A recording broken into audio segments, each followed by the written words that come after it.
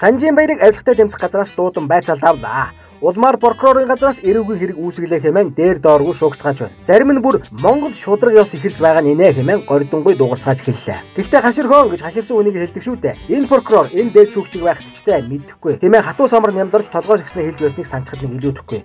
Тунгуудахгүй мөрдөн байцаалтын явцад улсын корпорашн тогтоогдсонгүй хэмээн хэргийг хаачхад нэг гайхаад авахаргүй болчихсон газар да. Манай хууль шүүхийнхэн элбэг дөржийн байгуулсан шудраг усын хонгод бүрэн нураагүй байна. 60 тэрбумын багт амирчид дасгалжуулагчтайгаа чөлөөтэй явсаар байна. Манан бүлэглэл 32-ын бүлэг бодтойгоор улсын хурд оршсоор байна. Энэ бүхний эзэн элбэг дөржийн томилсон эхлүүдэд хууль шүүх прокурорт байсаар байна. Ийм байхад Санжийн баярт шудраг ус үйлчлэх үү?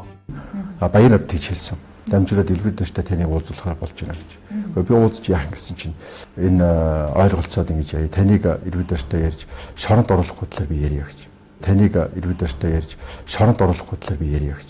Тэгээд би баярт хэлсэн. Үгүй юу яриад байгаа юм бэ чи? Чи намайг шоронгоор айлгаж байгаа юм уу? Элбэг хоёр намайг айлгаж байгаа юм уу гэсэн чинь баяр. Үгүй стайлны үг гэдэг штеп.